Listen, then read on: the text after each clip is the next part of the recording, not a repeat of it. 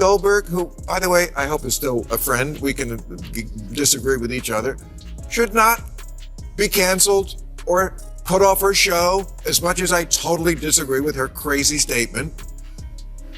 Free speech. She should be there. She shouldn't get a timeout.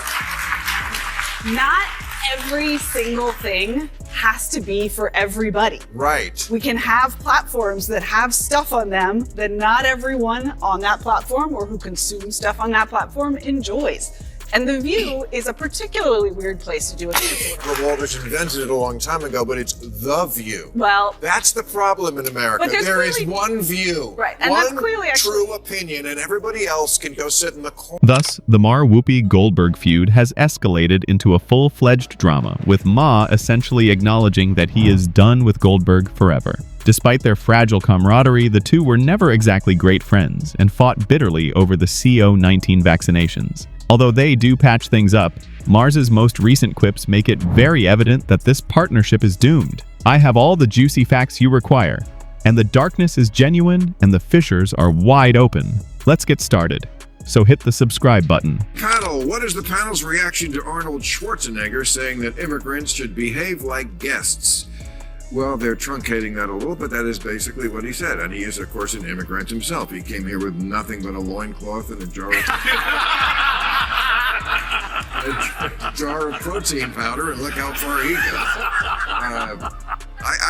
I'm not mad at it. I'm not mad at it. I completely agree. Bill Maher's unabashed support for Arnold Schwarzenegger on The View sparked a rift with Whoopi Goldberg. Whoopi described Schwarzenegger's statement as disrespectful and condescending toward immigrant populations, arguing that immigrants should act appropriately since they are visitors in the United States. As their argument became heated, Maher called Schwarzenegger's stance fair and logical, rather than remaining impartial. For Whoopi, that position amounted to disdain for immigrants, igniting fresh animosity and threatening to destroy their already shaky bond. A little bit. I think whenever you have a candidate like Kamala Harris that clearly was not the choice of the Democrat Party, when she got shoehorned into that space, and then you tried to roll out Megan Thee Stallion and Lil Jon and the East Side Boys, and everybody was trying to say, hey, black men, let's vote for this now. It just really didn't work. Well, most of them still did.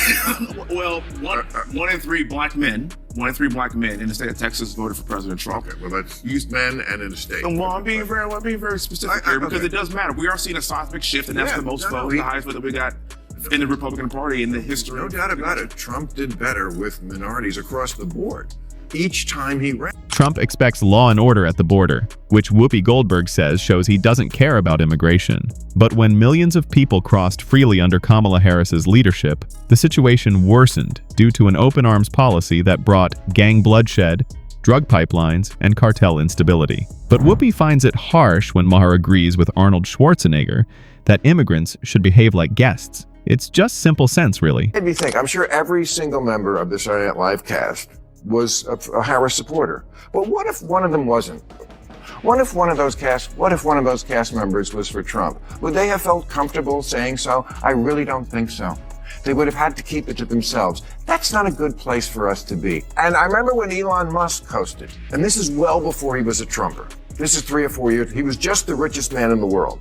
And a number of the cast members on Saturday Night Live, they didn't want to deal with him. And I was thinking, really? You have Elon Musk on your show for a week. You could talk even about this issue that bothers you so much, that he's so rich and lots of people aren't. But no, you don't want to even deal with him. That's what I hate him. Maher is entirely correct. Anyone who pays attention finds the left to be more and more insufferable because of stunts like Whoopi's. Schwarzenegger and Maher were immediately portrayed as villains for defying her, demonstrating how brittle and regressive the current left has become. This is the same group that frequently preaches about tolerance, diversity, and open-mindedness. But when it comes to differing opinions, the rules abruptly shift. If you venture even a little outside of their ideological sphere, you're not only labeled, chastised, and pushed into a corner with every possible label. They silence dissenting opinions rather than genuinely debating them. They enforce groupthink, smear it, and cancel it while claiming it's some kind of admirable advancement. It is not only fair, but also necessary that Maher point this out. Since only one story is permitted to exist in an echo chamber, we are left with nothing but voices that are willing to question the status quo. Ironically, the inclusive culture that the left professes to support is the very antithesis of that. Harris would be the first woman president, first black woman president, and first Asian president. But I don't vote for who will be the first. I vote for who will win. And for whatever reason, Harris has never been popular. You can count the number of delegates she won in the 2020 primaries on one hand, as long as that hand has no fingers. Sometimes life isn't fair. It's not fair that she's not popular. She's intelligent and accomplished, and in fact was put in charge of the border. And look at how... Okay, bad example. Bill Maher didn't mince words when he criticized Whoopi Goldberg, reminding her of how devastating Kamala Harris's immigration ideas would have been. Maher, who is known for being direct, contended that Harris's accommodating policies toward the far left and lax border policies will erode security and increase instability. He was particularly enraged by Goldberg's backing of anti-ICE riots, which he said endangered neighborhoods and undermined law enforcement. Drawing a clear line against her political blind spot was more important to Maher than simply disagreeing. Goldberg, who, by the way, I hope is still a friend, we can disagree with each other, should not be canceled or put off her show, as much as I totally disagree with her crazy statement. Free speech. She should be there. She shouldn't get a timeout. Not every single thing has to be for everybody. Right. We can have platforms that have stuff on them that not everyone on that platform or who consumes stuff on that platform enjoys.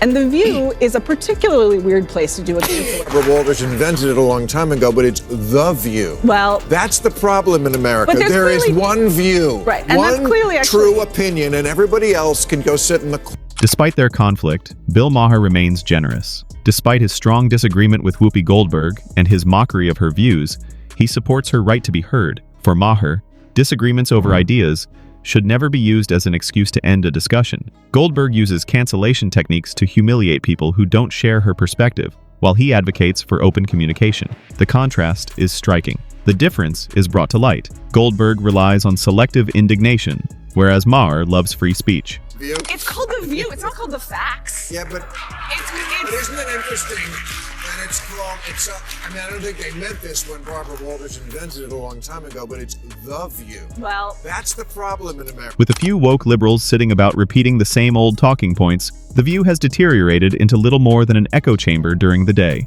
The audience is expected to accept the show's opinionated rants without question, as it presents them as sacred truths. It does not offer genuine debate or fact-based discussion. Their infatuation with Donald Trump has gotten so out of hand that it almost seems as though their entire worldview falls apart if his name isn't brought up. As if he were the thread that holds their story together, he finally appears in every segment. However, rather than providing novel perspectives or insightful criticism, they stick to self-righteous talking points that hardly pass the most basic test of common sense. The show loves to portray itself as incisive political analysis, but usually what viewers receive is a spectacle of indignation, a performance driven more by ideology and emotion than by facts or rational debate. Furthermore, it mirrors the broader cultural issue that nuance is drowned out while fury sells. Sometimes have a very different opinion. And the answer is not to make them sit in a corner for 2 weeks. That is insulting. It's so insulting to make a 65-year-old, the person at ABC News said, I've asked her to take time to reflect and learn about the impact of her comments. Reflect. How insulting for someone of her age, who's a sophisticated person. The whole point of free speech is we don't need free speech when we're right, when everyone agrees with us. We need free speech when we're wrong. We need free speech to make mistakes. We need free speech to say really unpopular things. And one of the reasons I'm always proud to come on this show, and I suspect you feel the same way, Catherine, is this is the only space left on television where people can speak freely and not. Speaking openly on The View frequently results in a panel that is quick to jump on disagreement, shouting you down. Alyssa Farah Griffin and other conservatives are frequently dismissed, their opinions ignored as though they are unimportant. Bill Maher disputes the notion that the show should be terminated due to its tendency toward one-sidedness. According to him, Free speech guarantees that even the most ludicrous viewpoints should be heard, and that it is far riskier to silence voices than to engage in debate. Vote for him because of racism and misogyny. They voted for him because they felt like, I think the biggest common denominator in this election is people want a good life and ability to provide for their family. Well, and whether we agree or not with Donald Trump's plans, Black people they thought that he was one of reflective. the poorest demographics in this country, but they voted for Kamala Harris. But there was a split, and more of them voted for Donald Trump than had historically. I think that there's such a desire. If you really think the vast majority of this country voted because of racism and misogyny, you're missing it. Most of my family, a lot of my family doesn't have college degrees. But the stats are the stats. But that's not, it doesn't say I'm white, I voted for Donald Trump because of racism. That's not what that. What stat are you talking about? You can't dissect the two. Yes, you can. Hold on. The View's incessant eye rolls and contemptuous gestures are crystal clear.